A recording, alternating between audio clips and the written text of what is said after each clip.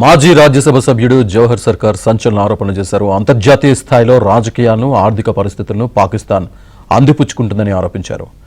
బిలావల్ భుట్టో జర్దరి, శశి థరూర్ అమెరికాలో కలిసిన సమయంలో లాబింగ్ చేశారని విమర్శలు గుప్పించారు. దౌత్యపరమైన విషయాల్లో మోదీ టీం ఎందుకు ఓటమిని చూస్తున్నారో మీకు తెలుసా అంటూ ఎక్స్లో ఫోటోను జత చేశారు.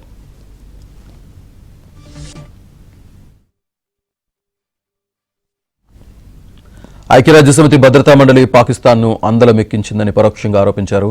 తాలిబాన్ ఆంక్షల కమిటీ చైర్మన్గా, ఉగ్రవాద నిరోధక కమిటీ వైస్ చైర్మన్గా పాకిస్తాన్ ఎన్నుకుందని, ఇదంతా బిలావల్ భుట్టో జర్దారి యుఎన్ ప్రతినిధుల సమావేశం తర్వాత జరిగాయని వివరించారు.